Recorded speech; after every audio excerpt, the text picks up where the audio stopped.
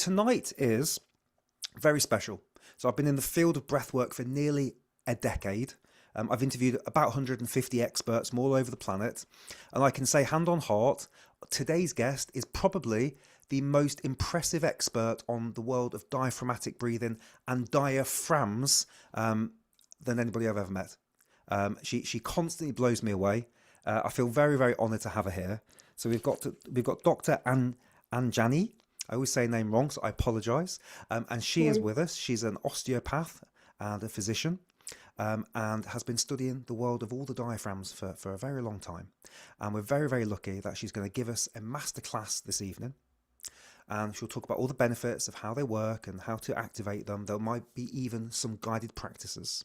And the only thing I would ask is, if you've got questions, please pop them in the chat, and there will be a section at the end where we will be able to try our best to answer those questions. There's a lot of people watching.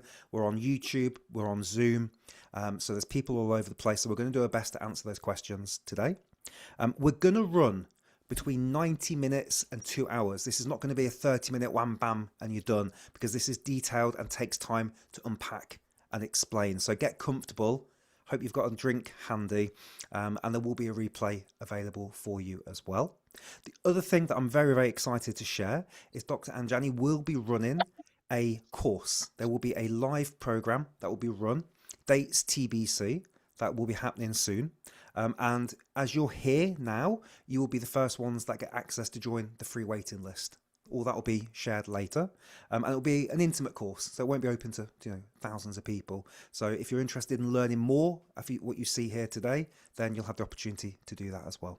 So it is with great pleasure I hand over to you, and Anjani, take the floor is yours. I'm in the background to support you as soon as you need me. Wonderful. Well, thank you so much, Mike. Thank you so much for the introduction and this amazing opportunity to reach out to so many more people than I have ever been able to reach out to before, with regard to the thing I love the most. So, so thank you for that, and thank you for everybody that's here. I'm really grateful for you taking the time to listen, and I also also want to welcome you on this amazing amazing adventure that we all get to be on together, because we are just scratching the surface of what's possible here. There's I know that I can't even imagine some of the things that we're going to find, and now it's not just going to be me obsessing about this and maybe Janet Fortes there, that I see is here.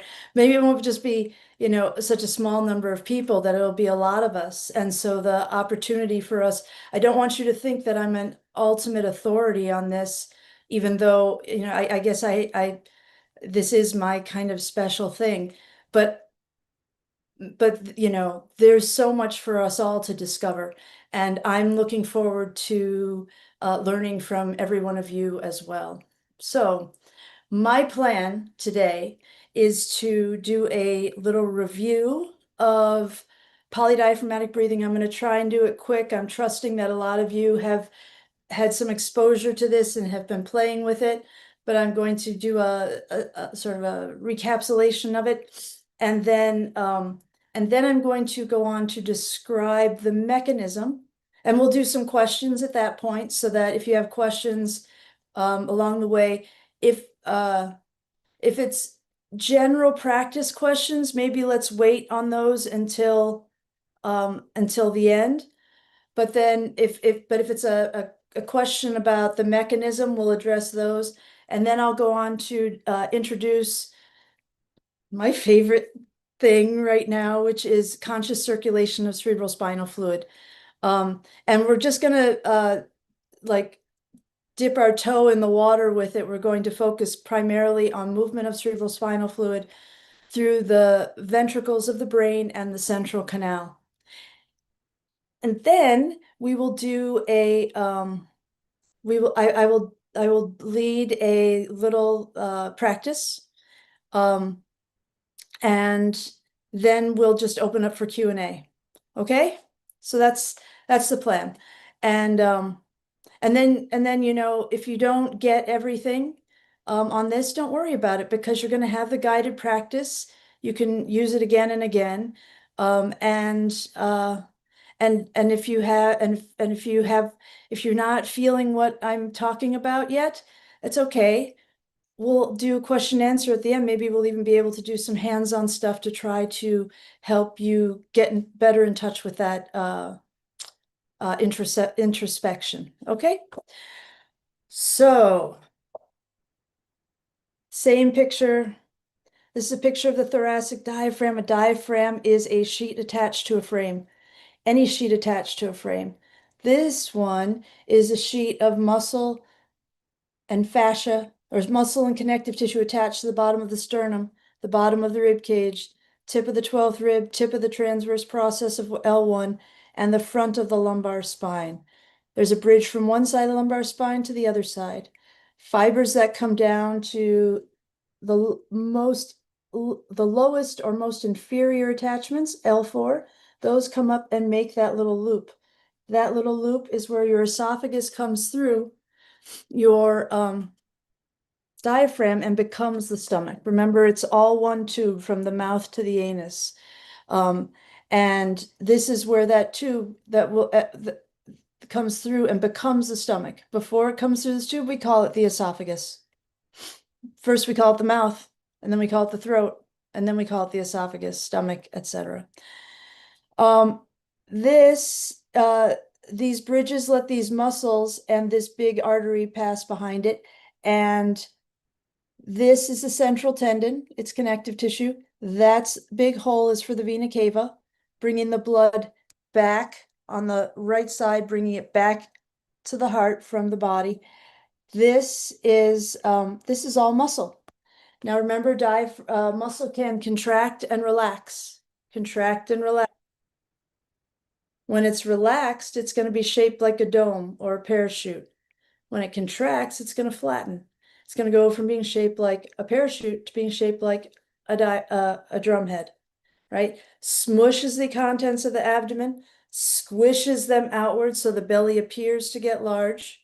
But remember, the belly isn't really getting larger, it's just changing shape. What's actually going to get larger is the volume of the chest cavity above. That creates a vacuum. It's going to pull air in from the external environment, and we're going to call that inhalation. Now remember, simultaneously, it's not just pulling air in, it is simultaneously drawing fluid from the internal environment back into the chest. So blood in the veins, your lymphatic fluid, even sinus drainage is going to be drawn towards the chest cavity every time you inhale. And every time you exhale, you're going to relax the diaphragm. That creates a vortex under the diaphragm. Inhale, the vortex is above the diaphragm. Exhale, sorry, that's inhale. Exhale, the vortex is below the diaphragm. That's going to draw fluids up that's going to draw organs and fluids up from below, from the abdomen and pelvis, and they are going to be able to occupy space again behind the rib cage. When you inhale, you're going to push all these organs down. You exhale, they're going to rise back up. And that is going to make the belly appear to get smaller. But remember, it doesn't get smaller, it just changes shape. And what actually gets smaller is the space above the diaphragm, the chest cavity. That decreased volume is going to increase the pressure, and as a result, and this is very important, as a result, air is going to get sucked out of your chest by the relative negative pressure of the external environment. So we don't really have to work on exhalation at all. We can just surrender and allow nature to exhale for us, which is great, which is just great. And then what we want to do when we relax, like I said, all we have to do is relax this diaphragm. And because this space is getting smaller and the pressure is increasing and the air is getting sucked out of our chest, fluid being pushed with more oomph out of the heart. Because that's happening, all we have to do to exhale is relax the diaphragm. We especially want to focus on relaxing the back half of the diaphragm. And so we want to imagine we have that either this is a screen door back here, or we have some organ pipes that come down to the bottom of the diaphragm on the back of the body, and that those organ pipes will just allow us to have the air, the pressure get sucked right out of the top of our head and shoulders. And when we do, and I'll say first, when I say get sucked out of the top of the head and shoulders, I really want you to let it go out of the head first. So you'll relax the head from the top. Relax the forehead, the eyes, the cheek, the jaw, the chin, the neck, the chest, the abdomen, the pelvis, all the way down through the fingers and toes, right? So you want to relax completely. And as you relax, you will feel that vortex that you're generating underneath the diaphragm. You'll feel a sense of drawing underneath the diaphragm that's pulling the organs up. You want to relax so deeply that you allow the pelvic floor to get lifted.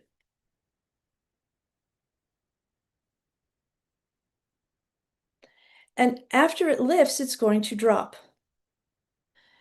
When it drops, actually, I'll say, when the pelvic floor lifts, the bottom of the sacrum tips backwards when the pelvic floor lifts. So as the pelvic floor lifts, the bottom of the sacrum tips backwards. When you let it drop, the sacrum tips backwards. Because the pelvis is becoming filled with fluid pressure when the sacrum drops, right? This area above the sacrum is now the new vortex. So as it drops, it fills this whole pelvis with pressure, and the sacrum tips backwards. When it does, it will generate a wave between the sacrum and the lumbar spine, between S1 and L5, and that will travel up through L4. It will travel around the bottom of the rib cage like a wave at the edge of the ocean split by a boulder. Those two waves will crash into each other underneath the diaphragm, and that will effortlessly extend your inhalation. It will also give you a complete and coherent recruitment of the thoracic diaphragm to start it in this one place. And you let it travel up and you let it travel around the bottom of the rib cage. That will cause your whole body to expand spherically. And as it rolls through L4, the first thing the diaphragm does is close off the lower esophageal sphincter. So brilliant. It's just so brilliant, right? You want to close the opening of the stomach so food doesn't come back up when you increase the pressure in the belly. That, I got a picture for you. Actually, oh wait. Yeah. That when this squeezes the gastroesophageal junction, it pulls down on the esophagus. It pushes the stomach down and it pulls down on the esophagus like someone ringing a school bell with a rope or a church bell, right?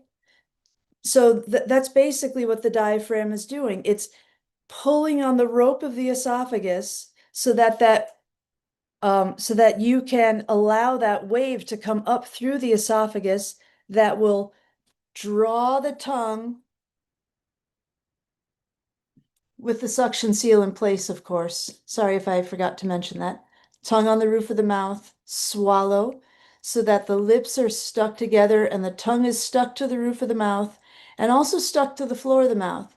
So that when that wave comes up through the esophagus and moves right through the tongue, it's going to pull the tongue and the roof of the mouth back and down. So it kind of scrunches the tongue towards the throat. And the palate, which is stuck to the tongue, is going to flux. So both of these diaphragms are going to pull back and down, and that brings the breath up the back of the shoulders, neck, and head.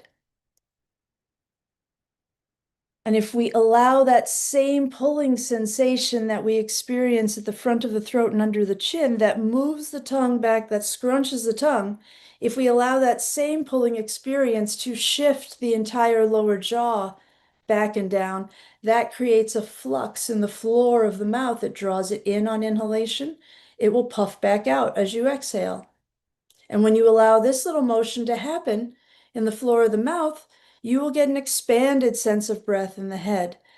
It actually feels like it expands from the center of the head outward. And then if we notice as you're inhaling and exhaling, you're going to feel that the roof of the nasal cavity is drawn down by inhalation. It lifts back up when you exhale. And when you allow this to happen, you're going to be able to feel it through the midline of the body, most intensely, probably, through like in the center of your brain, right? You're going to feel like somebody's pushing the two sides of your brain away from each other. But you may actually be able to feel a little something that goes all the way down to your tail. And I'll get back to that little sensation. But then, as you know, if you've done the level 1 breath class, there are so many other diaphragms in the head. The cheeks, the sides of the nose, the eyelids, the eyeballs themselves. In fact, the cornea, the iris, and the lens, all diaphragmatic structures. And the eardrums that will draw in on the inhale and release on the exhale. The temples that do the same. The suboccipital muscles, we'll take a closer look at those. And in truth, this entire region here is a diaphragm. It's called the hyoid diaphragm, and it includes the bottom of the mouth and these muscles below. It's a very important diaphragm. And just like the thoracic diaphragm has a central tendon, this has the hyoid bone. And I think I covered, yes, the eyeballs themselves are a diaphragm. That pretty much is, and when you inhale and exhale, these paired diaphragms hug the midline on inhale and they release the midline on exhale. And that allows you to circulate fluid in, as I understand it right now, basically all the parts of your cranium, which is fantastic. Like it's almost like a superpower, really. Um, and but I'm sure that there's a lot left to be discovered about how much control of the fluid we can easily have in our head. And I think that pretty much summarizes the mechanism. Um, and so up to that point, do we want to do questions at this point? Does anybody have any questions at this point? There's a couple in the chat, so I'll just read them out to you, and Oh, then we that's can. great. Thank you. So one actually interesting one was about anything we can do with breathing for skin issues. In particular, let's just find it now. Eczema. Is there anything that you know about skin issues and eczema and breathing? Well, I think there's two ways of approaching that. One is not that there might well be. In fact, I could probably think of a couple things, but I don't know that one is learning to circulate your cerebrospinal fluid through the peripheral nervous system, which we'll get to at some point. But because that has so much healing potential. I've really been quite amazed by it, to be honest. How rapidly the body responds and like how do you say how rapidly the tissues become supple and healthy when the cerebrospinal fluid is getting to them. But the other thing is, not necessarily, you could probably do some things with your pineal gland, but I'm personally am not there yet. So I'm sure some people will be at some point. The other thing though, I would say is with eczema is, you want to be thinking about inflammatory insults to your body and how you might eliminate those. And also, there are so many other things that you could factor into that in terms of nutrition, thyroid health, health of your adrenal glands, sleep, all of those things. But the way that one thing I recommend to people in general is make sure that your skin is free to move, uh, is free to move from the underlying fascia. The more your skin is not tethered to the underlying fascia, the healthier your skin will be. Because wherever the skin is, I mean, you have to think that this area where the skin interfaces with the underlying fascia is the only place where fluid can escape from the skin, which is the largest organ system in the body. And there are also fluids that are from deeper in the body that will come to the surface of the skin to travel back to the ducts for the lymphatic system, for the lymphatic ducts up here by the collarbones. So any place where you feel like, oh, my skin is stuck to the underlying fascia, that's a place that those kind of adhesions between the skin and the underlying fascia form a dam. And then you can get, an unhealthy environment in the skin as a result of the inability of fluid to escape from those tissues. Nice. And one more question for now comes from Maria on YouTube, and she says, "How do I get to a state where I can breathe in a manner that the pelvic floor relaxes?" Hmm. Great question. Something that's important for us to go over real quick. Remember, let me actually.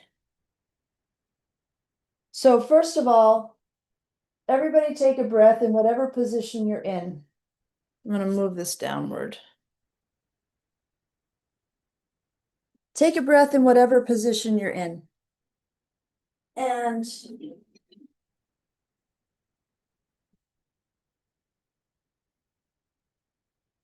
then after you've done that, I want you to go ahead and slouch.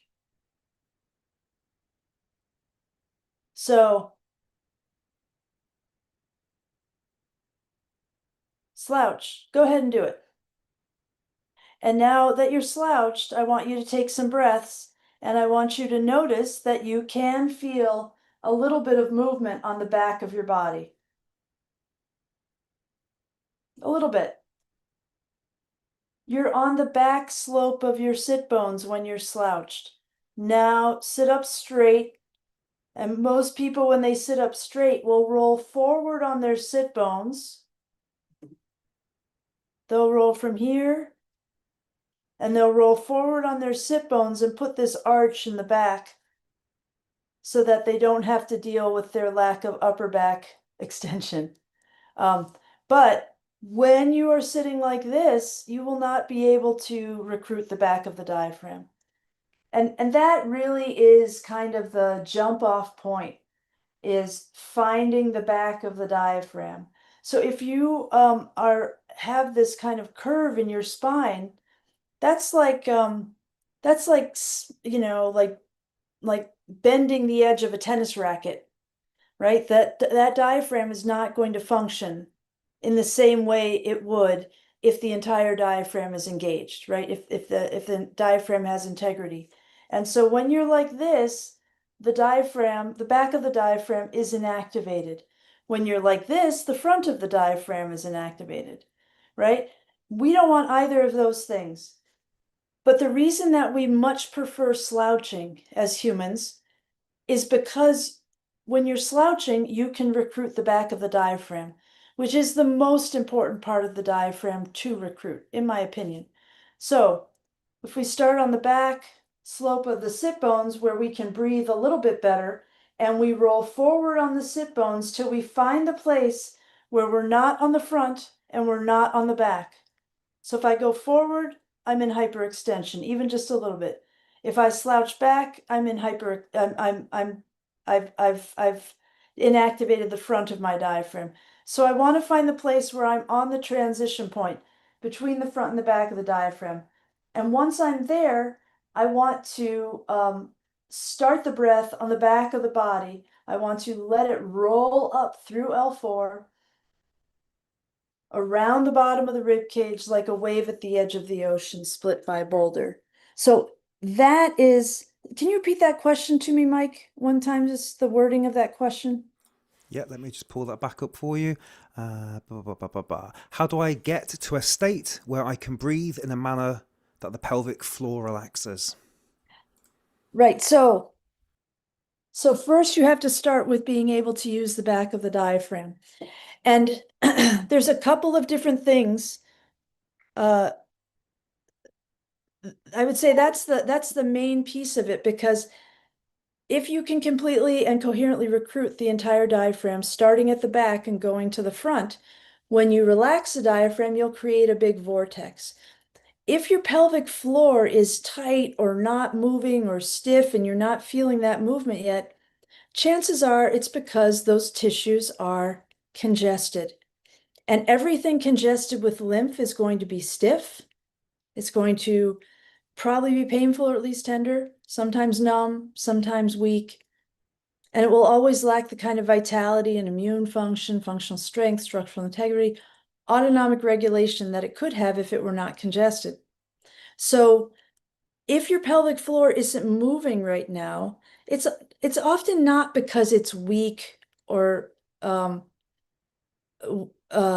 it might be spasmed, but if it's spasmed, it's because those muscles are trying to squeeze fluid out of the pelvic floor because they're not participating in a regular wave-like contraction. When you allow that wave-like contraction to happen, the pelvic floor will move by itself. But the first thing you got to do is clear the congestion out of the pelvis.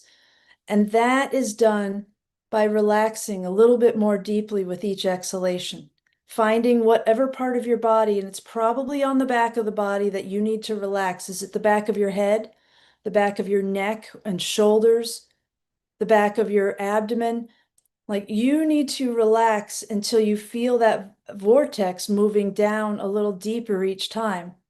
And it will. If you relax more deeply with each exhalation, the effect of that vortex will descend through your abdomen and pelvis. And when you relax, and each time you do that, you're basically like bailing out the ship, right? Because you've got a lot of fluid in there. So by relaxing very deeply, you'll draw the fluid up. And so that's another step, right? Using the back of the diaphragm, relaxing it so that you can suck the fluid out of the pelvis. But another thing you can do, um, uh, most people know how to do a Kegel or a Mula Band, which is where you squeeze the muscles of the pelvic floor. And everybody can try that right now. Just squeeze the muscles you would squeeze if you had to go to the bathroom, but you didn't have that option, right? So squeeze everything like you did, like you were trying to stop yourself from evacuating your bowel or urinating, and feel how your pelvis lifts up when you squeeze those muscles. When you relax them, the pelvic floor drops back down, right? So this is a Kegel.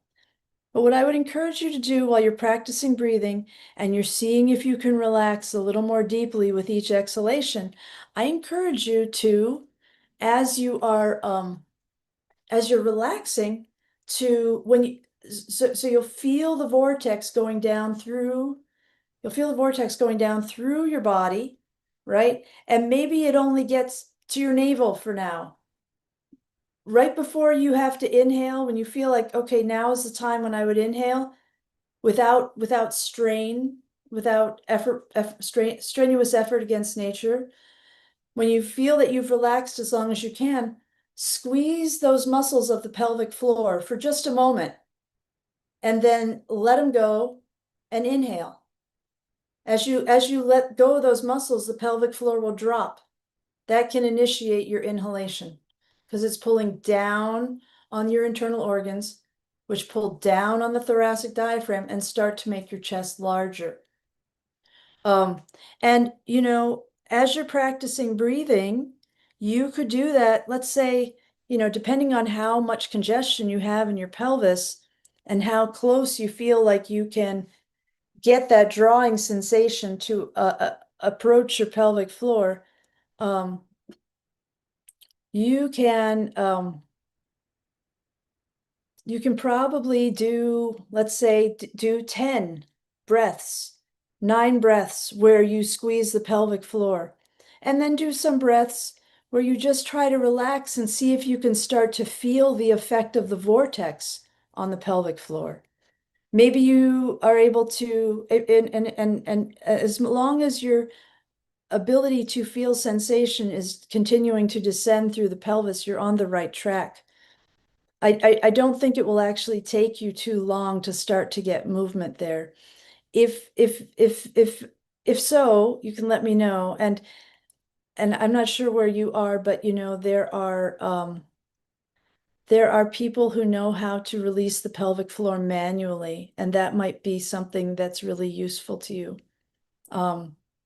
So any other questions about this first part? I think we're good to move on.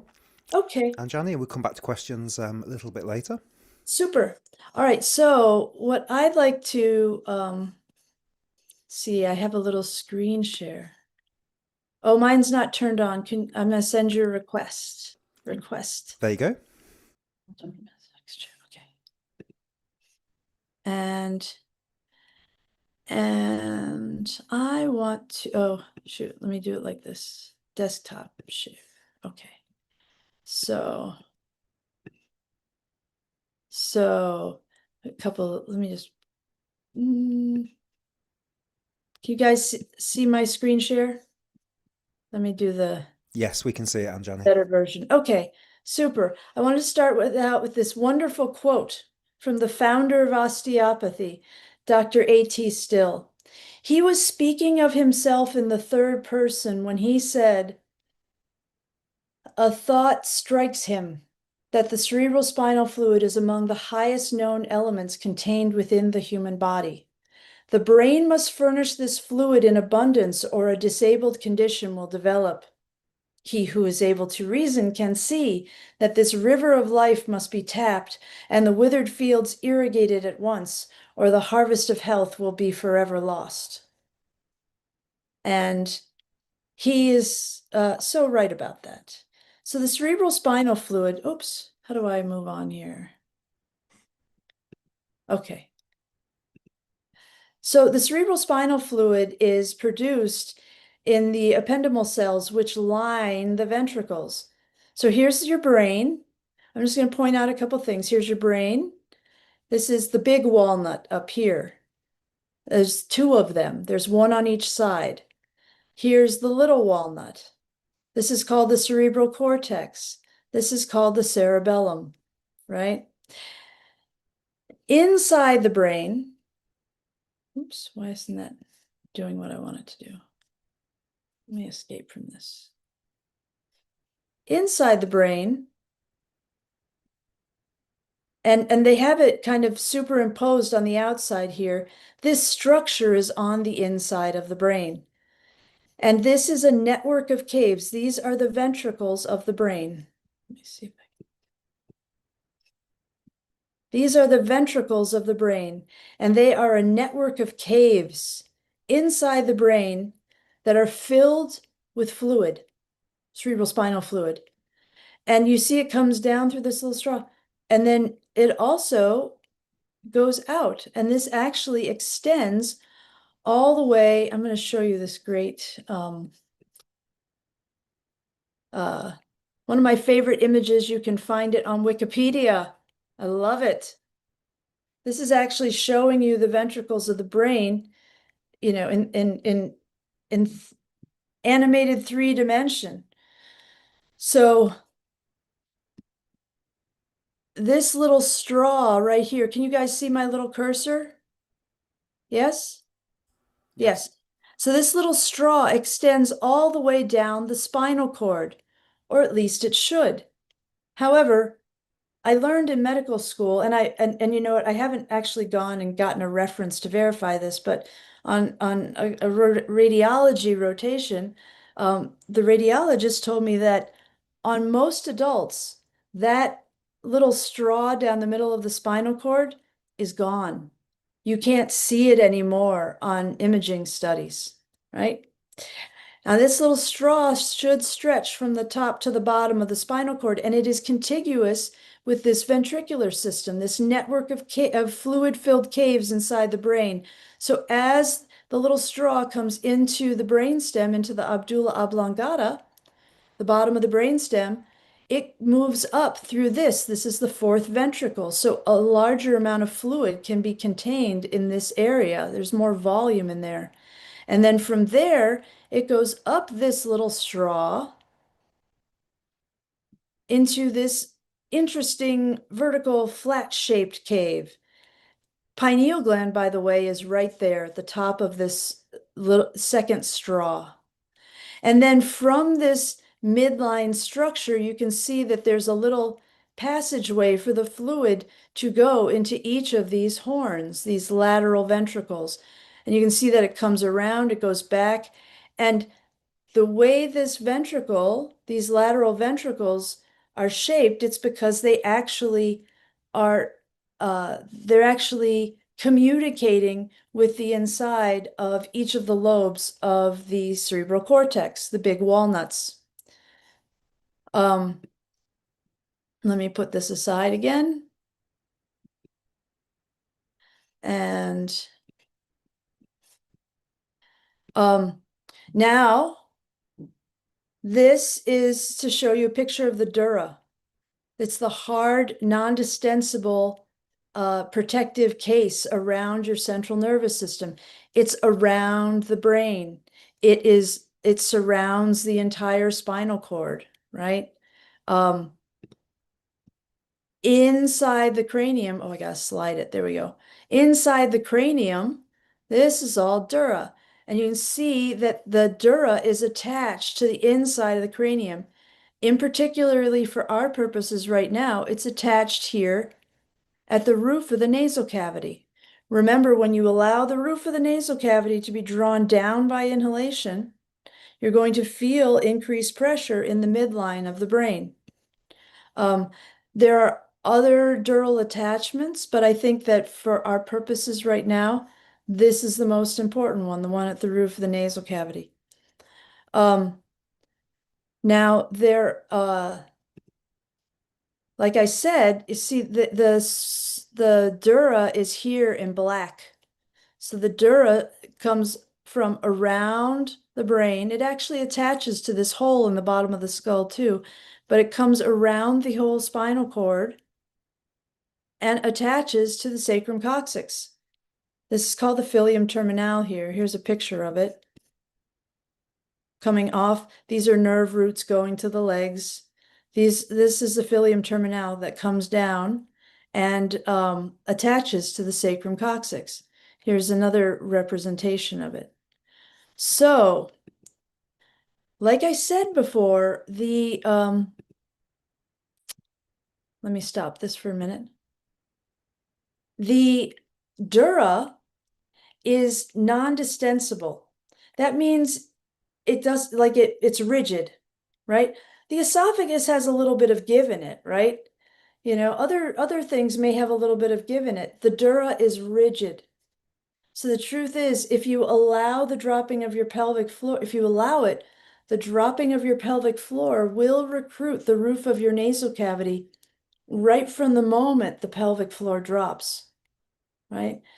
When the diaphragm pulls on the esophagus, it's a stagger step behind that you'll feel the pulling sensation here because the wave is traveling through the esophagus, right? Like ringing a bell, but maybe the rope for the esophagus has a little more like a bungee material or something. It's got a little more give. The dura is instantaneous, like the bar between the wheels of a choo-choo train. So when the pelvic floor drops at the beginning of inhalation and the end of, when the pelvic floor drops at the beginning of inhalation, you can allow it to pull on the roof of the nasal cavity right from the moment the pelvic floor drops. When you do, you will feel what it will feel like a bolus of pressurized energy that rises up through the midline of the body toward the head. And that little wave of energy, and you can, if you're playing around with a friend or something, you can literally put your fingers on their vertebrae, on the back of their spinal, their backbone, and if they allow the roof of their nasal cavity to be drawn back and down by the dropping of the pelvic floor, that will create a wave. You'll feel it go across your fingers from the bottom to the top, right? Now, like I said, that little, if we're not allowing this to be coherent with the pelvic floor because we have tension somewhere up here or somewhere down there, or maybe that's not even moving yet. But if you just feel the roof of the nasal cavity move, it's gonna feel like a little piece of twine. The strongest sensation is between the two hemispheres, but it'll feel like there's a little piece of twine that you can feel go all the way down to the sacrum coccyx. And I just want to point that out because if you're feeling that little twinge, just like get excited about the fact that that little twinge is you actually becoming aware of your own dura. That's your dura. That's what that little twinge is. That's pretty cool. Now, the little wave that rolls up right after the pelvic floor drops, that is your spinal cord. When you feel that's the material, that's the tissue that the wave is moving through to travel from the bottom of the pelvis to the top of the head. So, and so that wave will actually travel. Let me do this one. That wave is actually traveling through this spinal cord. And how great is that we can actually become consciously aware of our spinal cord? It's really quite easy. Now, when that wave travels up through the spinal cord, it moves into the brainstem. That is right here, right? The wave coming up through the spinal cord travels up into the brainstem, and when it travels up into here, it's going to have an effect on the entire brainstem. So now let's talk about the walnuts. So I actually asked AI to generate this picture, and I think it's probably pretty good. But in any case, the walnuts can be cut away from the underlying brainstem. And when you cut them away from the underlying brainstem, you can flatten those structures into a sheet that looks kind of like this, right? So it's really like a crumpled up piece of paper. That's what this is showing you too, that literally you can take this cortex, although, this wouldn't be under here anymore. You take this cortex off and you can flatten it out and it becomes a sheet. Now, the same is true for the little walnuts. The little walnuts are also composed of a sheet. And interestingly enough, I always seem to like to marvel at this. The surface area of this sheet is 70% as big as this sheet. I know somebody was like, I love that expression on your face, Arjuno. Yes, because it's very cool. It's very cool that these can be flattened into sheets and that this structure is just so finely folded that it fits in such a tiny area. Just fits in a tiny little volume. It's just very cool. So, but the main thing though, to return to this, if these structures can be flattened out into a sheet, that means that they are a sheet attached to a frame, the frame being the brainstem. And that means that they are diaphragms. They are diaphragms. And so when the wave travels up through the spinal cord into the brainstem, when it gets to your brainstem, you can allow it, you can make the choice to allow that wave to travel into your cerebellum. And when it does, you will expand the cerebellum like a bulb suction device. Quite literally, like a bulb suction device. And when you expand the cerebellum like a bulb suction device, it is going to suck cerebrospinal fluid up through the spine into the fourth ventricle, but also into the tissues of the cerebellum. And you can literally feel the back of your head. You know, if you put your hands on my head when I do this, you'll feel the bottom expand first. And then once you allow the cerebellum to expand, the wave is going to continue up into the pons and into the midbrain. And when it does, it will move into the cerebral cortex, which is a bigger bulb suction device. And that is going to suck the fluid up through the third ventricle and cerebral aqueduct. And you can allow that fluid to travel through the ventricles, the lateral ventricles on each side of the brain. And that you'll feel an expansion of the top of your head. When you want to exhale, or when you're ready to exhale, you allow the cerebral cortex to collapse.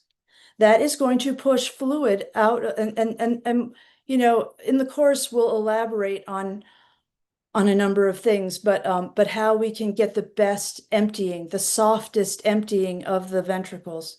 Softness is where it's at when it comes to good breathing. So we want to allow the cerebral hemispheres to collapse, squeezing the fluid out of the lateral ventricles and cerebral aqueduct, third ventricle, and then allow the cerebellum to collapse. And that will shoot the fluid back down to the bottom of your spine, which is just amazing. It will shoot back down through the central canal. Now, I will say that, and when it comes down through the spine, it's going to feel, and this happens, so the fluid gets sucked up into the brain and fills the ventricles before, like long before, it happens right at the beginning of the inhale. Not as immediate as the dural motion, but right afterwards. So these things expand before the breath gets to the top of the chest or even moves up through the rest of the head, right? And at the beginning of your exhale, when you start by relaxing the inside of your brain, when you start by relaxing your cerebellum and your eyes too, that's just a little foreshadowing of the greatness of things to come.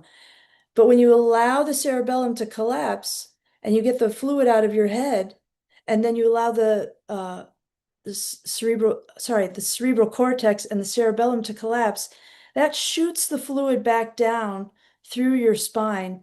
And that happens at the beginning of your exhale. And the rest of the exhale happens around that. And I think that what you're going to find, you know, I think a lot of people feel like sometimes it's like, oh, it's just too many things for me to keep track of. You know, this diaphragm and my tongue and my eyes and my ears and all these other things. But I think what you're going to find is that when you initiate the movement with the cerebrospinal fluid, everything else happens naturally, or like it just happens for you. It's almost as if the body has a priority, like a schedule of priorities, you know. In the modern world, basically nobody is doing this except I think when they are in deep sleep. or when when they're asleep and their body's paralyzed in sleep, right? I think that that's the only time that this mechanism is functioning in the modern human, which is crazy because it's really not hard to do. I know it might sound like you need to be some super yogi to do this, but you really don't. You really don't. If you can allow the pelvic floor to initiate your inhalation, um, it can happen very easily. One other piece of this that I will show you first, I just remembered I hadn't shown it to you, is that, so the Dura is attached to other places too. And this one in particular is one that I wanted to highlight. Oops, let me make that big. Oh, why aren't you working? All right.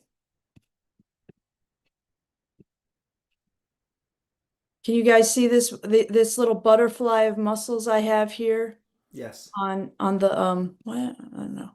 On the back, it's between the skull and the top of the neck. These guys can actually really help you with this experience.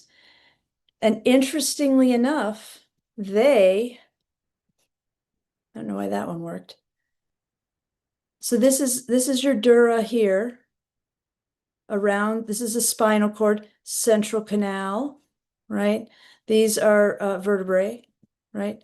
This is the base of your skull. And now you see as you go up up the dura, there are these little bridges. These are called the myodural bridges, and they go from the dura to the suboccipital muscles. These guys. So when that wave comes up through your dura, it can also spread from your dura. It can initiate a wave of contraction through this diaphragm here on the back of your head.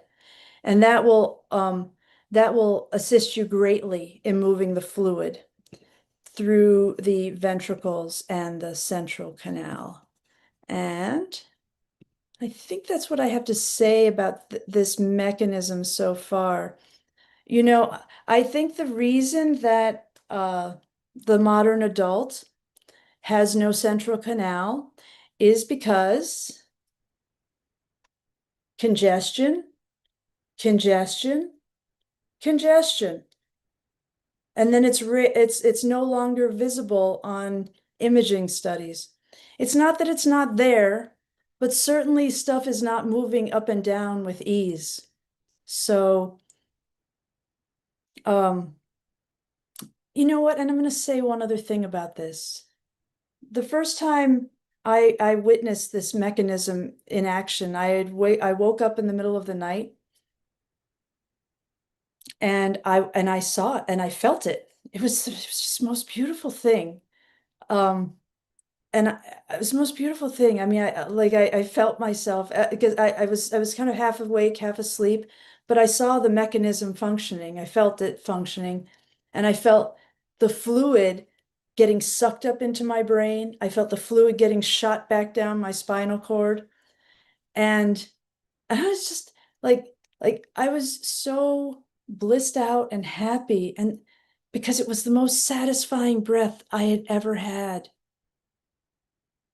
You know, and I felt like, oh my God, um, I felt like who could want more than just this? To be so satisfied by breath, and and yet I realized that you know, even the breaths that I found satisfying before were nothing so satisfying as that, and and it's something that we are all very capable of. You know, I mean, probably, you know, you're gonna have to practice a little bit, but you can do that anywhere, anytime, especially before you go to bed and when you first wake up, before you go to sleep and when you first wake up, it's very easy. Um, and you know, and if you wake up in the night, you might find yourself waking up with the cerebrospinal fluid still moving in this very powerful way, which is wonderful. But you know, when I think about how much more satisfaction we could have as human beings if we had this mechanism functioning, I truly think we might not be so batshit crazy. Anyway, so there are questions on this mechanism? We're good? We want to move on to? There are questions. I'm just wondering. There's a lot of questions for a lot of different topics. So I'm just conscious. Do you want to do those now, or would you like to keep going and we can kind of pull them all together at the end? Let's keep going. Well, are there questions specifically about this mechanism that you might not be understanding? I mean, really, like there's three waves that happen at the beginning of the breath. There's the wave through the dura, there's the wave through the spinal cord, and then there's the wave of the fluid being drawn up into the head. Are there questions about this mechanism? If someone has a question specifically related to this and you would like to come off, you can raise your hand if you're watching this on Zoom, and we can go to you. So we'll just give people a second. There is a way to wave your digital hand, or feel free to just unmute yourself. And if not, we can move on. We'll just give it a second. Does anybody not understand how I'm talking about waves moving through the tissues? Is that pretty clear? Is there an understanding that basically you have 4 turkey basters in your head that can suck fluid up and squish it back down? Is that all clear? We good? I think we can move on, and yeah, we can come back to questions towards the end. Okay, super. So what I think we should probably do now is let's do the guided practice while the mechanism is still fresh in your mind. And we'll do a guided practice. And like I said, don't worry if you don't feel like you're feeling everything right now, because you're going to have this to use to practice again.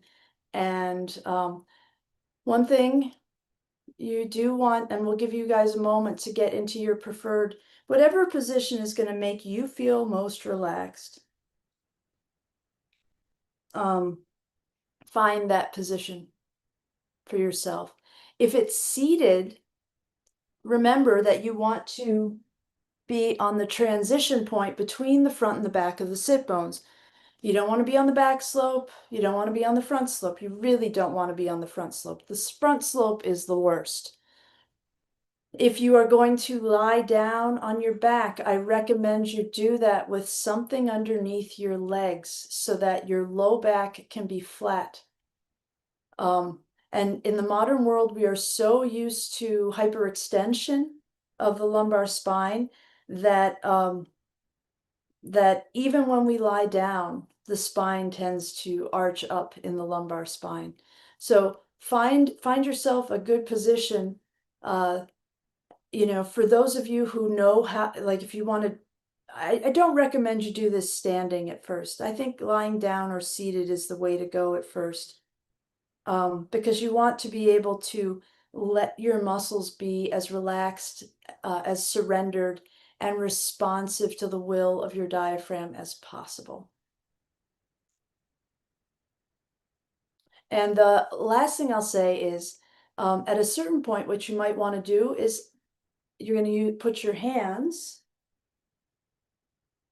You don't have to do this now, but if you're trying to feel this on yourself, you might want to put your hand you can put your hand on the sides of your skull, and when you inhale, your thumbs, when you feel that wave get up to your brainstem, like behind, like base of your skull even, you can allow your skull to expand into your thumbs. So see if you can push your thumbs off your head with your breath. And as the wave travels further up the brain, you'll try to push your fingertips off your head with your breath. So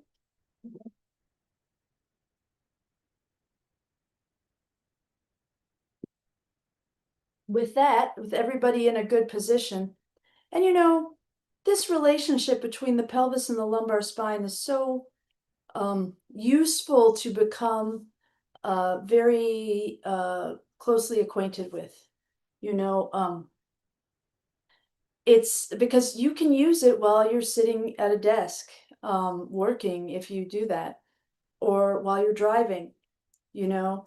Even if you're in a recliner or like in a car seat where you're leaning back, you can still look for that position where you can get a good breath. Maybe you need to put something behind your back in order to do that. Maybe you need to uh, because a lot of chairs kind of curl your spine that way. So maybe you need to put a little something there so your spine can be straight while you're driving and you can still breathe into the back of your body. That's but in your various places you go in life, see if you can figure out how to position yourself and your spine in a place where you can breathe easily and comfortably.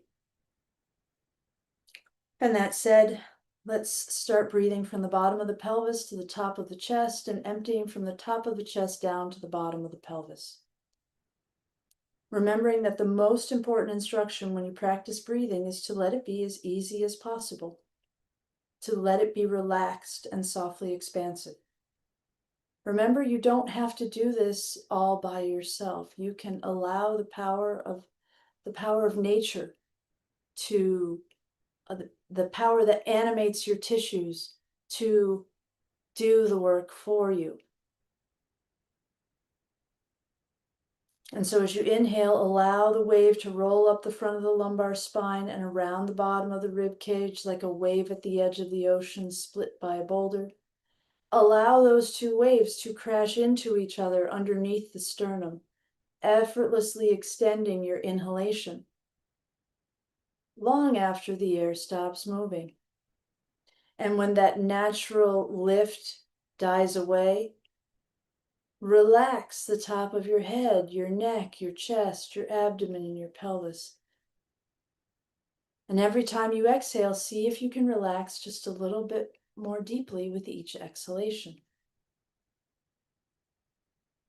If your pelvic floor isn't moving yet, you can go ahead and do the pelvic, active pelvic lift before you have to inhale. And dropping that lift when you want to initiate your inhalation.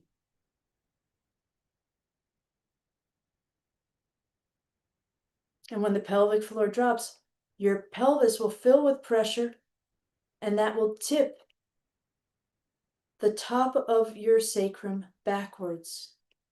For that matter, you can even go ahead and take your hand and touch the top of your sacrum for a moment. And when you inhale, you can you inhale instead of inhaling into L4, see if you can inhale into the top of your sacrum so that you're pushing it backwards a little bit. You can simultaneously pull your tail forward just a little bit.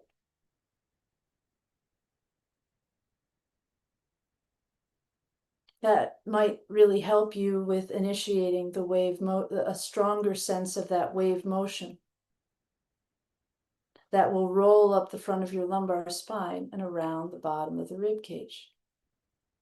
Now the tongue should be on the roof of the mouth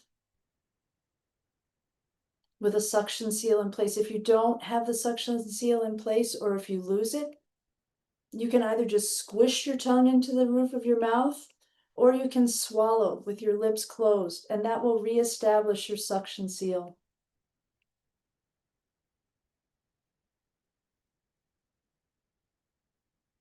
And then bring your awareness to the pulling sensation at the front of your throat and under your chin. Notice that pulling sensation starts just a stagger step after you feel the wave move through L4. Allow that pulling sensation to mobilize your tongue and the roof of the mouth, bringing the breath up the back of the shoulders, neck, and head.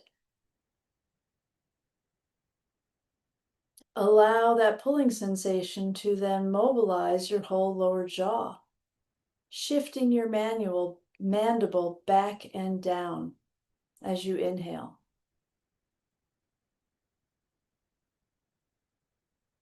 Creating a little flux sucking the floor of your mouth in on your inhalation and letting it puff back out as you exhale. And then bring your awareness to the roof of the nasal cavity. It's the part of your nose that you use to smell things. So if you're trying to if you're trying to figure out where is the roof of my nasal cavity, I want you to think about smelling the thing you like to smell the most. It's a lilac, a cup of coffee, whatever that thing is that you like. Um, fresh bread. Um, think about the part of your nose that would become activated. Top of your nose that would become activated as you were trying to take in as much of that smell as possible. And if you want, another way you can help find this is sniff a little bit like a dog. And you feel that when you sniff, it's gonna like do a little vibratory experience in the roof of your nasal cavity. So now you're aware of the roof of the nasal cavity. Now notice that as you inhale, the roof of your nasal cavity is drawn down by inhalation.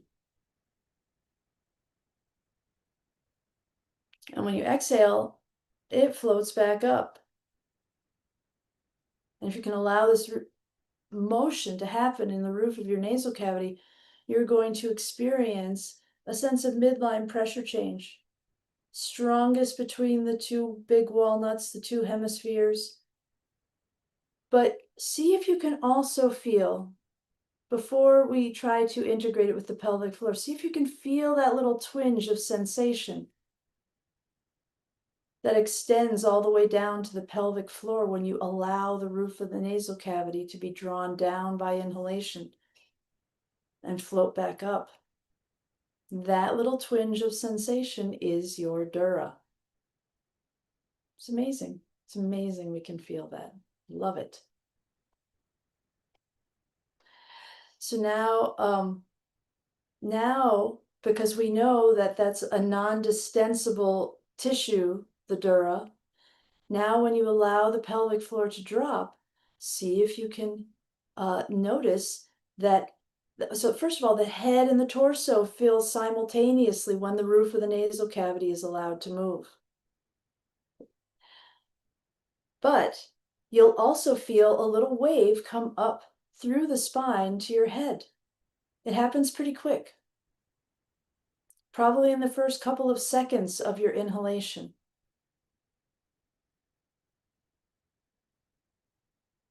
That is your spinal cord. Let's take a moment to notice your spinal cord hanging out there in its little tunnel of bony rings. Notice your spinal cord. This might be the first time you've ever noticed your spinal cord.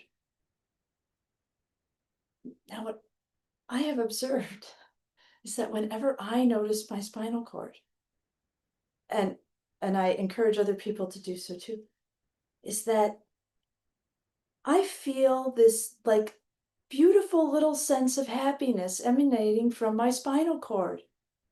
It really likes to be noticed.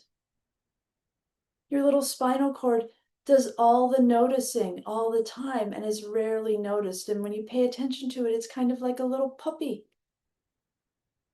And it's like it wags its tail because you're paying attention to it.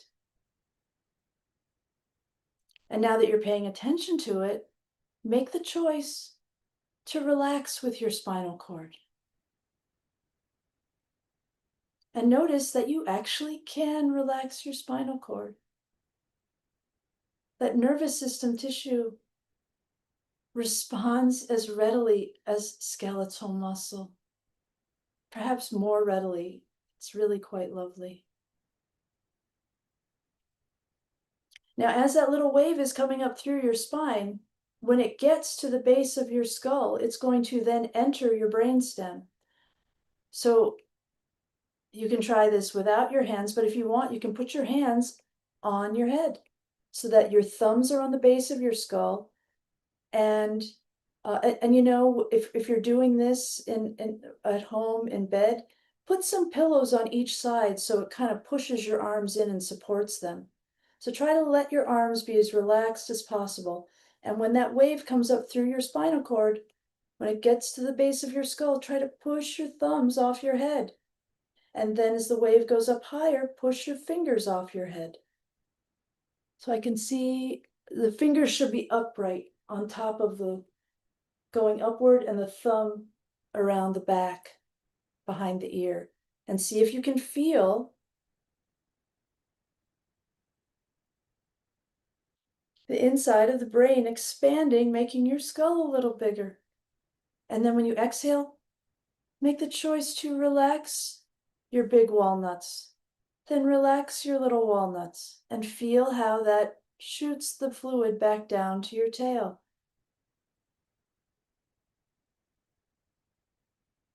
And now that we are developing some awareness of our brain tissue itself, let yourself notice your brain.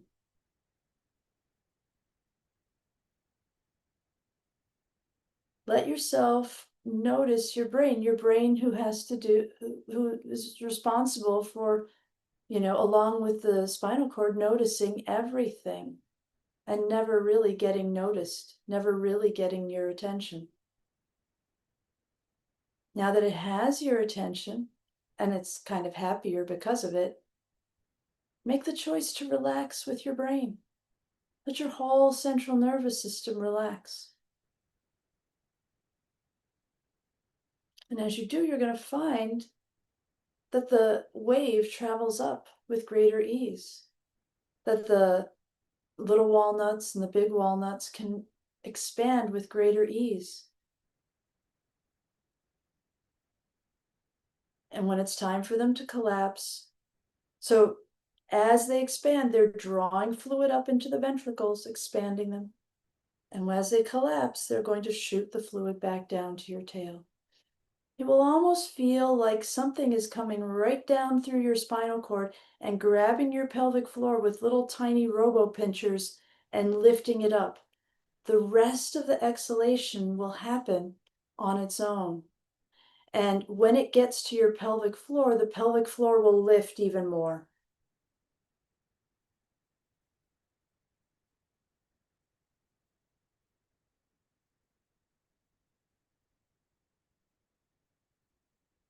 And let's just take a few more breaths like that, moving the cerebrospinal fluid up and down the spine.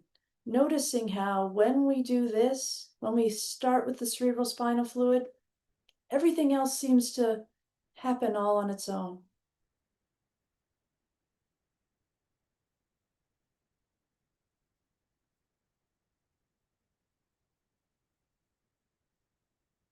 And it's quiet and it's soft.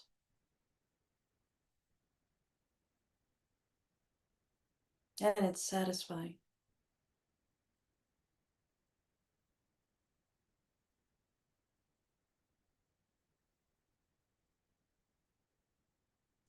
And now,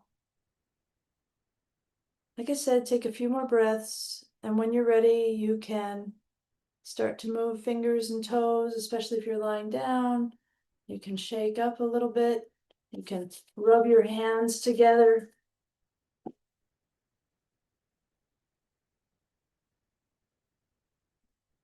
And just reacquaint yourself with your own tissues from the top to the bottom.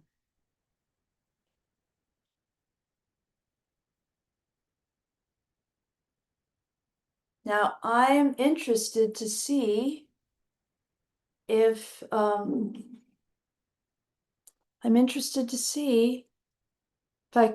if when you get a chance, when you're back upright again, can you tell me, are you able to feel the movement of cerebrospinal fluid? The expansion in the head? Is anybody able to feel that?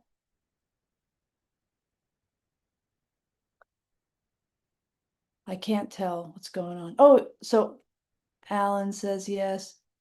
The recording will be available. Can I get do people have trouble feeling the movement through the spinal cord? Could you feel the little twang of sensation when the roof of the nasal cavity moves? I can feel it. Great. Movement in the head, yes. Spinal fluid, not so much. Okay. It went well. Great. Super. It is subtle, but you know what, Maria?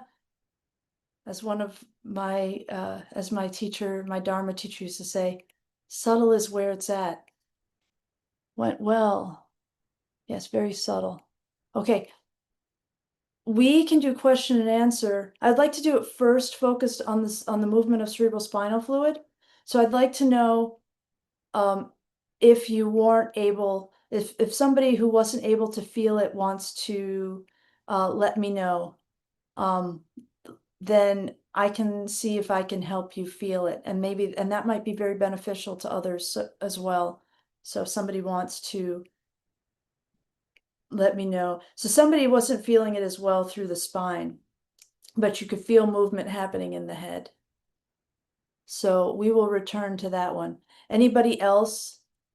Oh, good, good. You did not feel it, maybe because I'm not moving my abdomen correctly. Okay, let's take a look at that. So can you unmute yourself, Mark? I think so. Great, great. So, Hello. hi, great to meet you. You as well. So can you tell me what your abdomen is doing? Well, I was going back and forth because I either missed you saying it or I'm just making assumptions from other training that when I inhale, my stomach expands and exhale, it contracts. But I'm thinking if you want us to, when I try to expand my rib cage and feel the breath in my back expanding and the diaphragm and going up, then the abs have to come in when I inhale to help lift rather than sink. So I got analysis paralysis. Okay, that happens. That happens. So you want to allow the muscles of the abdominal wall to maintain a soft and supple surrendered responsiveness to the will of the diaphragm. So as you breathe into the back, right, your abdomen will go forward.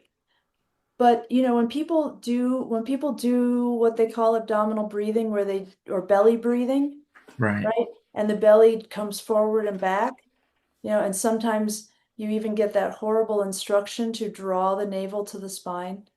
And if anybody wants to know why I think that's horrible, you can ask me. But I do think it's a horrible instruction. We want to allow the navel to move toward the spine, right? So we want to allow the abdomen to expand along with the back. Now, you know, the good thing, one of the good things about this is that you can say, for all of you out there who've had body image things, who felt like you had to suck in your gut all the time, you can console yourself and say, wow, if I breathe into my back, if I focus on breathing into my back, my belly is not going to come out as far, right? The belly will not come out as far because your body is going backwards as well, right? So it will cause you to expand that part will cause you to expand in a cylindrical fashion at first, but also in a top to bottom fashion. So see, and when it rolls up the front of the spine and comes around, can you put your hands here on the side of your rib cage and see Yeah, if you can feel that you're going to feel like a little wave move across your hands from the back, from the palms to the fingertips. I feel that. Does that help you with your expansion of the abdomen? Yeah, because I'm not worrying about the expansion of the abdomen since you said it. So Good. now if I'm just worrying about the rib cage expanding and especially in the back, then I feel that ripple and the abs just do what the abs do. The abs Yeah. just do what the abs do. And so now that you've done that, let's have you make sure you're on the transition point between the front and the back of the sit Hmm. bones. And you can let your arms drop for now and just relax. So take some of those breaths that come up from the tail, roll up the front of the lumbar spine, come around the bottom of the rib cage and cause you to expand. And then relax so deeply that you feel that sense of drawing go all the way down to lift the pelvic floor. the dropping of the pelvic floor will create the wave that moves up your spine. So if you want, you can put your hands on your head like this with your thumbs over the base of your skull and your fingers over the top. And when you feel that wave get to the top of your spine, allow it to travel into your thumbs, and then allow it to travel into your fingertips, expanding your head.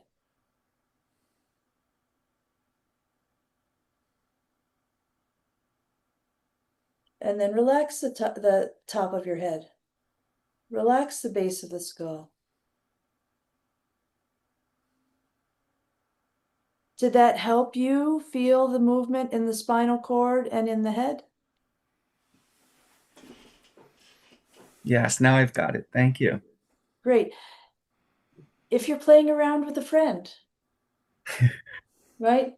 Very delicately, you can put your hands on the base of their skull. Now remember those suboccipital muscles I talked about. That's a very powerful helper. Let's see if we can, I'm sorry I didn't include that in the little practice. But, you know, and the way I show this to patients is I take their, a lot of times, you know, some people will get it right away. But if they don't, I'll take their hand and put it on the back of my head.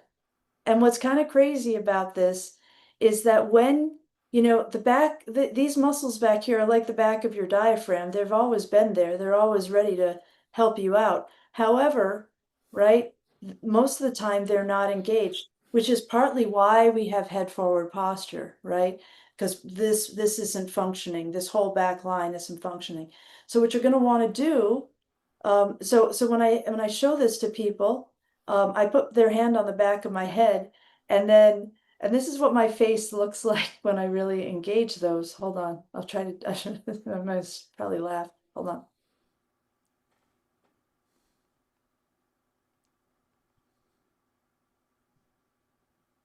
It's almost like somebody's got some reins on that's behind me and they're tied to my mouth, right? So when I engage those muscles, it makes me smile bigger, and it makes it feel like the smile is coming from the back of my head.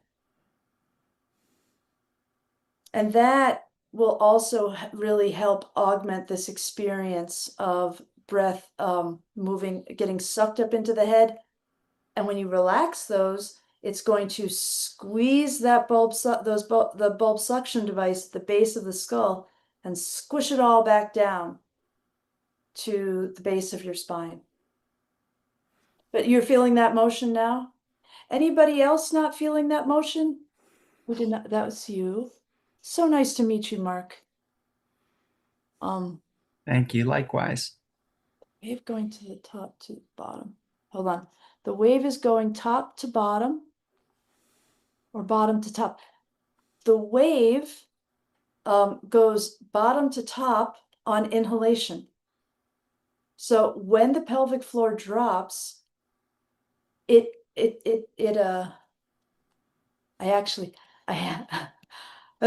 was the first time I tried to use AI, which was kind of funny. But I got it to get me this picture. You know, this is literally what's happening with your dura, but imagine that this is like a bar, so there's no give in it at all. For your spinal cord, it's more like a rope. So both things are getting pulled down on, but when the spinal cord gets pulled down on, the wave moves more slowly through the spinal cord because it's more distensible. You know, it's more bendy, more stretchy than the dura. So that's the wave you feel moving up through the spinal cord up to the base of the skull. Let me read the rest of that question. You guide from 14 up? Why? I don't understand that. Finally, there's the hydraulics or what are you referring to? Because we know that physiologically there is no air going into the abdomen. I'm not referring air going into the abdomen. It is changing fluid pressure in the abdomen. So there's increased fluid pressure in the abdomen on inhalation. And in fact, most of the pressure you feel in your torso and in your head as you inhale is not air pressure. It's a change in, it's fluid that you feel pushing on your body. Because yes, there is no air in the abdomen or even air in the head outside the airways and sinuses. But that's not where this movement is happening. This movement is happening deeper inside. And in the practice you guide from, I don't know what that means. 14 up, why? I don't understand. Who is that? Who is that? Harry Sear? It's L4. Oh, L4. In the practice, I start at L4. I start at L4 because that's the vertebral segment that the diaphragm is attached to. And it also happens to be the segment that's right behind the navel. So that's where the wave of contraction enters into the diaphragm and travels up. I think that it's ultimately really great to actually start from the dropping of the pelvic floor, which pulls the bottom of the sacrum forward and tips the top of the sacrum backwards, because that really kind of closes the loop, right? You know, the inhalation isn't really starting at L4. It at this point, we know that it should actually be starting when you drop the pelvic floor, and that the motion moving through L4 ought to be generated by your the top of your sacrum being tipped backwards. Another little thing that you can do when you are, if you have a friend that wants to nerd out with you about this, is you can put your hands, one hand on the base of the sacrum, one hand on the, or let me say it this way, one hand at the top of the sacrum and the other hand on the bottom of the sacrum. And as that person exhales all the way down to the bottom of the pelvis, which you'll feel when their pelvic floor is lifting, you'll feel that just the slightest little pressure, slightest little increase in pressure at the bottom of the sacrum as the top of the sacrum lifts up. So when you want to inhale, you want to allow the sacrum to tip backwards. So sometimes just breathing into the top of the sacrum will help pull the sacrum back down and initiate the wave moving through the vertebral column. But you might also be able to augment, like in order to, if there's congestion, the tissues are going to be stiff. So if you want to overcome some of that stiffness, you might want to not only breathe into the top of the sacrum, but also gently nudge the tail forward, because that will help the sacrum get a good like stroke, a good wave going up the spine. And why is the navel too? Oh, I'm glad you asked that question. Did I answer your question? How do I say your name? Is it Perrier Sear? Did I answer that question fully? Okay, I don't know. I don't know. He says yes. Oh, Or good. They say yes. Yeah. Okay, great. Thank you. So why is the navel? I'll tell you why. You know, I think it's something that has I think it's one of those yogic instructions that used to work well for people when we were not so disintegrated, you know, so a long time ago, you know, before any of your grandparents were born, probably, because yeah, the navel goes back towards the spine, but what we don't want to do is pull it to the spine with the abdominal wall. That, I think, is something that that has gotten confused in the modern world, because and you know, I like it's like I can see how easy it would be for that instruction to no longer work for us. And I'll tell you why I think it is so problematic is because it's a fluid issue. If you are allowing the relaxation of the diaphragm to generate a vortex underneath the diaphragm, then everything below the diaphragm is going to be drawn upward towards the diaphragm. Lymphatic fluid, organs, everything, but especially lymphatic fluid for, for the purposes of this question, right? You create this vortex and that draws the fluid up. And when that fluid gets to the underside of the diaphragm, when you inhale, it is squeezed up through the cisterna and thoracic duct into the thoracic duct on the left side of the body, right? So if you are using your abdominal wall to try, and all of that incidentally is passive, it's done for you. All you have to do is relax to get that to happen. So that alone makes it a really great deal. However, the opposite, where you pull the navel to the spine and you hold the abdominal wall and you pull the abdominal wall in, you are going, in order to get that exhalation, you're trying to squeeze air out of your lungs effortfully. And I think more importantly is that you're not really relying on the vortex, you're using your abdominal wall to compress. Now that is going, and that, so that means the stuff that's above your navel is going to get squeezed up, but the stuff that's below your navel is going to get squeezed down. You're effectively restricting this area that you want fluid to be moving up through. So it's better when you exhale and relax your diaphragm. Let's say this is the navel over here, that's naturally going to move toward the spine as you relax the diaphragm. And like I said, pulls fluid up so it can go all the way up. But if you're squeezing it, there's fluid that's below that's not traveling up as efficiently. And I think that that's contributes to all kinds of pathologies, like all manner of reproductive issues that result from chronic pelvic congestion, things like prostate hypertrophy or incontinence or so on and so on. There's all manner of issues that result, hemorrhoids that result from chronic congestion in the pelvis. Did that answer your question, Cynthia?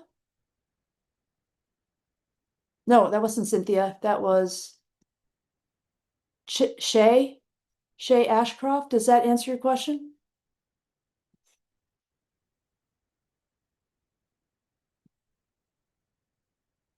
I think you're here, Shay, aren't you?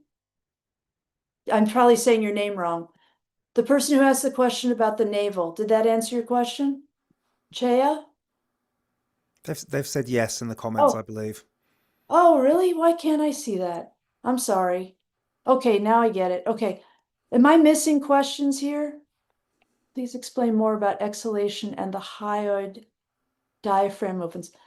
That's a great question. I think that it helps to start to start with inhalation, because the exhalation part of this, again, it happens. It's just a recoil. It's a function of relaxing. But when you're feeling that pulling sensation coming up through your body, it's also going to initiate a wave of contraction. I actually have a picture of the hyoid diaphragm here. Let me grab it for you.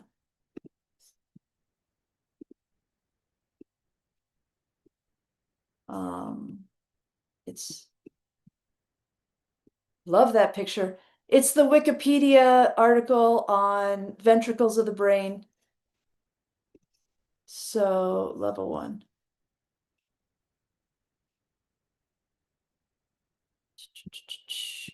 Picture of the hyoid diaphragm is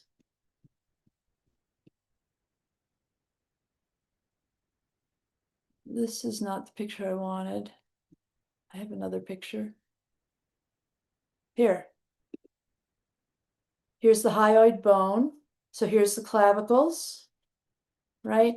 And then this is that muscle here that turns your head side to side from the base of the skull to the end of the clavicle. Now you see these muscles here that are in the floor of the mouth. Here's the hyoid bone. And then here are the muscles that are below the hyoid bone. This whole thing is the hyoid diaphragm. So if you can go ahead and find that little bone, it's like right at the top of your windpipe. And if you feel it, don't squeeze too hard or anything, but see if you can feel that you can push that little bone side to side. Unlike most bones, this bone is floating in these muscles, right? It's not attached to any other bone. It's just floating in there. And so you can put your fingers there. And when you inhale, I want you to see if you can see if you can allow your hyoid bone to have its fullest. Do you want anything for food, or do you want food yet, or no? So I'm gonna I couldn't make out what you were saying. I think she came off mute by accident. We can carry on. Okay. So when you inhale, you want to allow this bone to have its fullest and freest excursion down toward the pit of your throat. And if you're doing that with your hand, it might help you to have the other arm attached to the side of your body so that you can hold your hand up, because that will allow this hand to have less muscular effort, which will leave more room for sensory input. So put the hand there at on the hyoid bone, and when you inhale, see what it would be like to engage these muscles and draw and allow that bone to be drawn downward through your neck.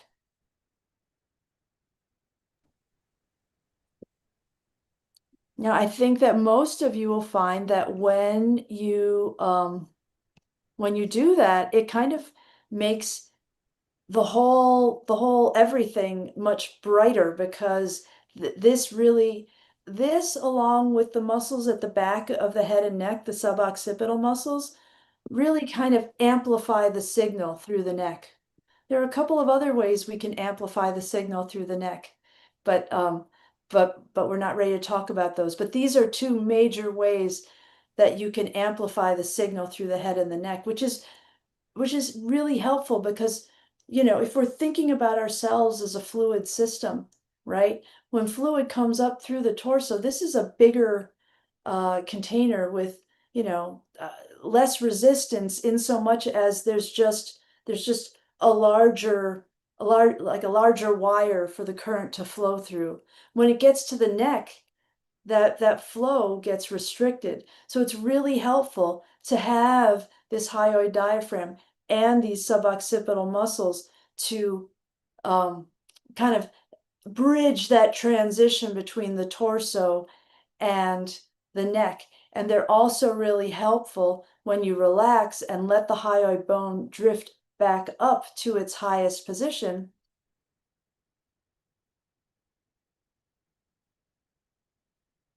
It's also really helpful for relaxing your head.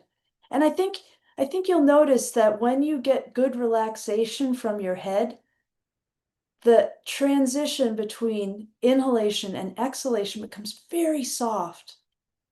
Very soft. It turns around like, how no matter how big a wave is coming crashing in from the ocean, the place where that wave turns around, it's always soft. It's always quiet. So our breath can be like that as well. It can be soft and quiet, but it's so important to relax the head first. And I'm going to say one more thing about this, because it's quite related. This hyoid diaphragm is so important for, your right lymphatic duct, I'm confusing my right and left. Your right lymphatic duct and your thoracic duct are here, right? So the movement of this diaphragm plays a major role in drawing fluid up to this area. But the reason relaxing your head at the beginning of your exhale, is so important is because when you do that, if you allow the wave to come around, crash into itself, by this point in time, once this first crash happens, you probably aren't going to be moving that much more air, right? You've probably gotten close to filling up your lungs when this crash happens. But you can inhale a long time after that crash happens. You can continue to inhale for a very long time after that crash happens. But no air is moving. So if you inhale and you kind of, even though, if you inhale and lift your fingers with your sternum, right? And keep the sternum lifted and then relax your head and neck, your exhale will get softer and softer. If you relax the head and the neck first, even the top of the chest, and then let the chest fall. Play with that a little bit. And the reason I think this is so important to relax the head first you want the cerebrospinal fluid to get out of your head, right? So that it can continue to slosh back and forth in this tidal circulation, right? You want that fluid to be able to get out of your head. And if you just release all the air pressure at once, right? The air will just come gushing out of your exhale will be over before you know it. And you won't get to take advantage of some of the great things that exhalation has to offer. One of those things is if you relax your head first, you release the hold your head has on fluid while you're still generating vacuum pressure in your chest. So you're going to get much more complete emptying of your head if you relax your head at the beginning of your exhalation. Kind of ideally before the air starts coming out, right? Because that means that your chest is literally sucking fluid from your head before you release the air pressure. If you don't release the air pressure first, it's quite likely that the fluid won't leave your head very effectively. And I think that, as you practice this, what you're going to find is when you get that nice head relaxation, when you move the cerebrospinal fluid first and you relax your head and your scalp and all the other associated parts, what you're going to find is you're like, wow, that's so much less stressful. When the air comes, when I take an exhale and the air comes gushing out of me because I'm not really relaxed or coherent, I can feel it, like my whole body tightens around it. And it feels palpably more stressful. But then I can just go to allowing complete emptying of my head first, inside my brain, and then everything else in my head. I would like for it to relax so that I can take advantage of whatever vacuum pressure I'm still generating in my chest to get complete emptying of the head. Okay, that I think is that question. And now, can you help me, Mike? Because these are going by. Yeah, so I think where we are, we've got a lot of questions that came in the chat earlier on, and I'm conscious that you've probably answered a lot of them now as well.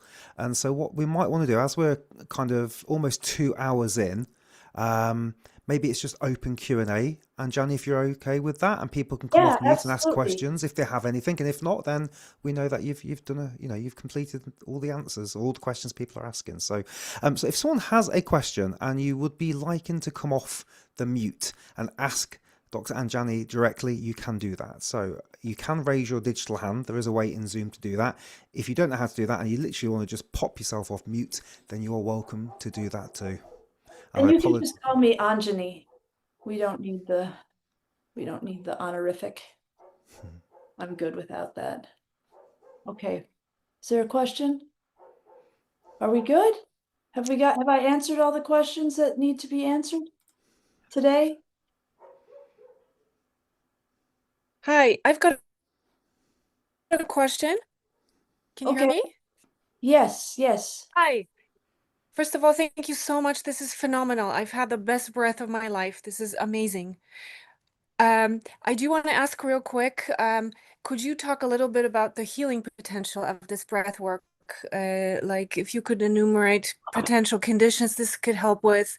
I suffer from myofascial pain syndrome, and it's at the root of it is overstimulation of the nervous system, and I'm wondering if it's on the list somehow, and I'm hoping it is. Thank you so much. Oh, you're very welcome. You've made my day that you've gotten the best breaths. That thrills me. You know, I think that our autonomic nervous system should be integrated by our breathing, right? One of the things that diaphragms like to do, because as we know, they have many wondrous capacities, right? You know, the sail, the kite, the drum head, the tennis racket, the sheathing on a building, the subfloor, the satellite dish, the leaf that's receiving the light from the sun. You know, diaphragms are senders and receivers. They do so many great things. But if we look at the capacity to integrate, you know, if you look at a geodesic dome, which is like supposed to be the strongest structure around, that geodesic dome is made of a network of diaphragms that because they all have even tension in them, they all integrate. And let me show it to you like this. I'm gonna try to do this. I'm gonna try to do this demo myself. This is one of my stupid party tricks that I like to do. So but I usually do it to somebody else. If I let me do it this way. If I push on my arm and I'm just gonna use my bicep, I want you to notice, like, look at my shoulder and everything. Look at what my strength is like. You see how my shoulder kind of rides up like that? When I push on my wrist and I'm only using bicep. Now, and this is another fun thing you can do with a nerdy friend at home. You can, now if I engage this diaphragm, I don't want to hyperextend it, right? Because then it loses function. I want it off hyperextension. So if I engage this diaphragm and I engage this diaphragm, you see how I can make my elbow get deeper? You see what I'm talking about? You know how you can make that little pocket happen in your elbow? And then if I also engage my axilla, my armpit here, and I engage all of those things, if I push down now, my shoulder doesn't go anywhere. You see that? My shoulder stays anchored. But look, if I drop my fingers, there's already like wiggling happening in my shoulder. And I show you this because when all the diaphragms are engaged, then the system is integrated, right? So now this is one whole structure instead of a bunch of different parts, right? And one single muscle doing all the work. If I spread the work out over all of the muscular attachments, then I actually am going to be using the least amount of effort and my system's going to be integrated. This is why I love the arm and leg breathing. Have you done any of that? If it's at the end of the polydiaphragmatic breathing class where you just, and it is that when you inhale, you lift your toes, you squeeze all the muscles of your upper and lower extremities, spreading your fingers and your palms, and you'll see that you can breathe with your whole body. And that can make your inhalation even longer, right? Do you not feel that? No, I'm so amazed by all this. I'm also a Buddhist practitioner, and we receive a lot of explanations that are spiritual in nature, but they're somatic, they're embodied. But now I'm seeing a very strong connection. Oh, you know what? They're all there, including the navel being the trigger for the Kundalini, including like it's all there in our own anatomy. You know, what the person who probably taught me the most about breathing, the human who taught me the most about breathing, kind of like, you know, he didn't talk about it the way I talk about it, but but he used to say that the human body is, and his name is Dharma Bodhi, and he used to say that the human body is the most perfect most perfect mandala, the most perfect representation for humans of the universe at large.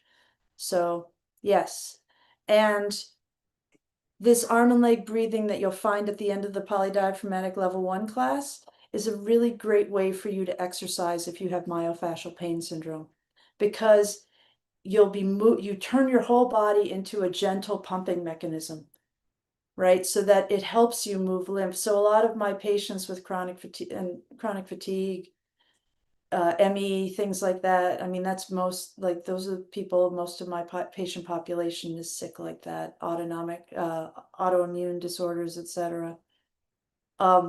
This is a great way for them to exercise when other exercise would create enough metabolic waste product that it would set them backwards. This is something that when they have to lie down and rest, they can actually be getting a little bit of exercise too. And I will also say, because this isn't the end of cerebrospinal fluid. It's so great, but moving the cerebrospinal fluid has been, one of perhaps my sickest patient. This has been one of the things that has been able to help her manage pain better than anything else, is when she learned how to circulate the cerebrospinal fluid through the peripheral nervous system, which is, again, such an easy thing to do. It's kind of ridiculous. And because we know, what part of the body is fed by what nerve root, we can actually send cerebrospinal fluid specifically to different locations. It's kind of crazy. So you can actually deliver the cerebrospinal fluid through your nervous system to whatever your target tissue is. Ideally, that should be happening with every breath, right? Our bodies should be getting, continuous pulsatile delivery of cerebrospinal fluid, just as a result of the fact that we're human and breathing. But that's not what's happening, because if you're not emptying all the way down to the bottom of the pelvis and having that movement through the dura and the spinal cord, and you're not going to get that fluid motion up and down. And I can't imagine that that it can be a good thing that the central channel, that the central canal of virtually all adults is gone radiographically. One more thing I will say about this that was important.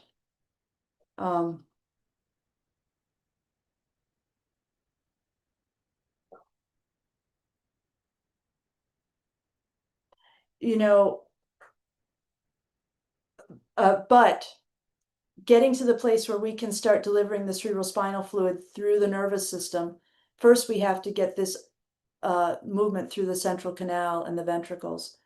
Oh, that was the other thing. Some other conditions that are benefited from this, people that have benefited from this that I think are really hard to treat otherwise, are people with spinal stenosis. What is spinal stenosis? It's interesting because I don't even think the medical profession really has a good idea of why they think, well, it's genetic, you get spinal stenosis, right? Spinal stenosis, for those of you who don't know, is like where the openings either through the bony tunnel that your spinal cord hangs in, or the little holes in the side of the spinal cord. So, like these get like a buildup of tissue that pinches these nerves, or can pinch these nerves. And, we've had some really great results for people with spinal stenosis, who really decide to become obsessed with feeling better. Because what is that? Why are these foramen getting smaller and smaller? It's congestion. It's congestion. So we want to move that cerebrospinal fluid through the entire nervous system. That will, and that, I don't know, it's such a beautiful thing. It's almost like when you start breathing through the peripheral nervous system into the rest of your body, you're bringing back, how do I say, like the cerebrospinal fluid, like I said at the beginning, in the quote from A.T. Stills, it's among the, I would say it's probably the highest known element in the body. It is like, it's the divine intelligence. It's like the embryological movement through the body was this flexion and extension of the developing human, right? And fluid pumping up and down through the first the notochord, right? I might be going too far into things, but this movement of the developing baby, and then as that fluid goes up and down, it starts moving out through the spinal cord too, through these different nerve roots, and that divine intelligence then gets delivered to all of your tissues. And we should be getting bathed in that fluid throughout our lives, but I don't know if it's ever, like, I think that it probably stops functioning before babies are even born.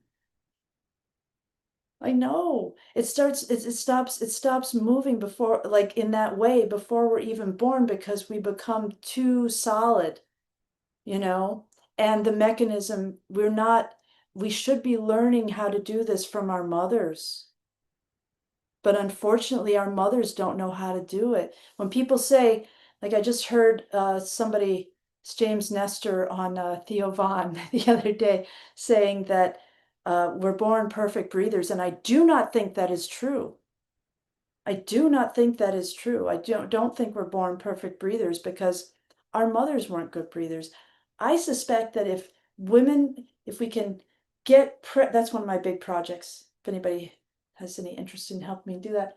One of my big projects is to try to reach doulas, midwives, and people like that, because if we can have mothers breathing well through their pregnancy, then children are going to be born breathing with the back of their diaphragm.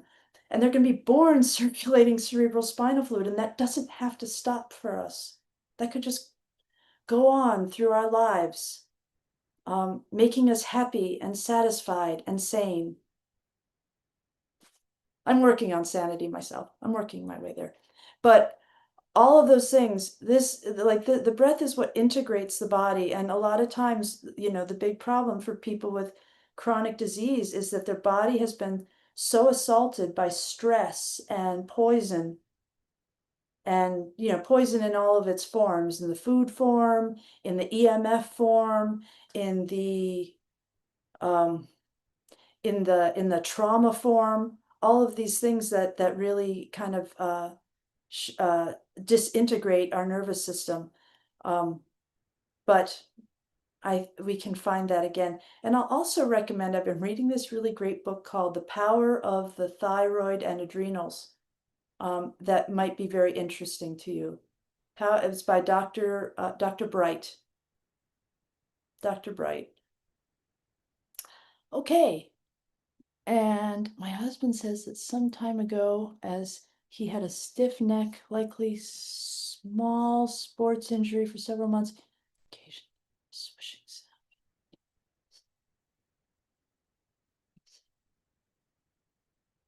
I don't know if that was cerebral spinal fluid.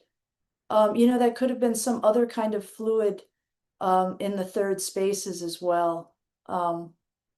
So I'm not sure about that question. That was for Marie Turek. I can't say. If I could have felt it at the time, I might have a better guess, because you'd be surprised. People think that, when they hear like gurgling in the abdomen, that's food they haven't digested, right? They think that that's like, oh, that's the food going through there or something like that. But I have, and that's not just me, because the patient has too. Sometimes that gurgling ends up happening in the head or in the leg or in the chest. And so it's not food moving through the body. A lot of times that's lymph. And if it's gurgling like that, my guess is that the lymph was getting restricted, and then it would open, and so stuff would come out under pressure, and then it would get blocked off again. So that's what I'm thinking about that. And anything else? Any other questions? I can answer for you guys. You know, I'm happy to do this again. You go ahead and you play with this for a little while. And if there are questions, please, can I say this, Mike, to reach out to you or Yeah. so I'll say a couple things. So I do online breath coaching through my private practice, Nine Rivers Osteopathy. I teach breathing hands-on to all of my patients, obviously. That's a huge part of what I do. Mike and I are going to do a course that's coming up, and you know, I really want people to learn how to breathe better and find satisfaction. So I'm really willing to travel. If you've got people who want me to come teach breathing, I will go there. Maybe I'll even get to bring Mike with me. But I will travel to further my mission. So let me know what you need. And we will do what we can to be of service to you. Beautiful. Well, can we just give Anjani a little round of applause? She's given up 2 hours of her time, and so have all of you. So thank you to everybody for being here. Thank you so much. Incredible. God bless you. And as you know, if you've been following me for a while, I let very, very few people come on my podcast live. Okay, I think I've done 3. So Anjani, I think you're the 3rd live guest we've ever had. And it's because I absolutely adore what you're talking about. You've blown my mind in so many ways, and we need to get this information out there. So please, if you've enjoyed this, please share it. You know, you can click the button and give it to a friend or a family member.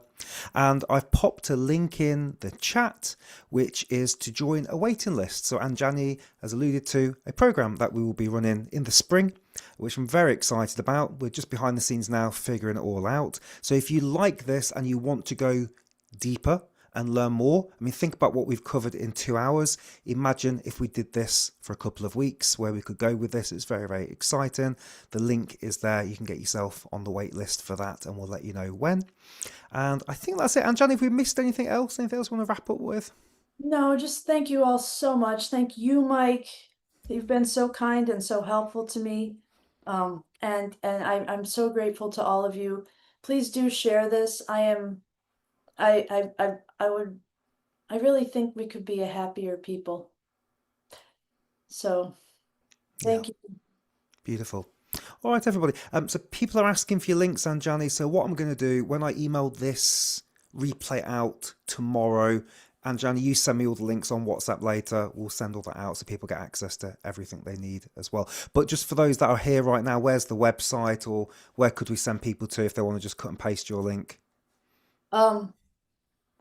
It's Tara, is it Nine Rivers Osteopathy or is it Nine Rivers Osteopathy Ithaca? Are you out there, Tara? Oh, I think she's gone. Oh no, you're there. Tara, can you hear me? I found 9riversosteopathy.com online. Okay. Shall I pop that in? Yes, I don't even know it's my exact there's a picture of a river at the start. Yes, that's me. That's me. Polydiaphragmatic breathing. There you go. That's gotta be you. Let me pop that in the chat for people as well. There we go. Oh my God, my sister's here. Hi, Lisa. Thank you all so much. All right, we'll close it there. Thanks, everybody. Thank you all, and we'll speak to you all very, very soon. Thank you for spending some of your precious time with us live here. It means the world to us that you gave up some time to be with us, and I hope you took away some value. One thing, this is a great lesson that I learned a long time ago. If you can get your phone out after this or something else, what's one takeaway you can have? You don't have to share it with us right now, but the worst thing you can do is spend 2 hours with somebody and then just forget everything. So get a takeaway, write it down, text a friend, email us. I don't know, write it on your board, whatever you need to do, but what's something you took away from today? And it'll just help the mind store it for next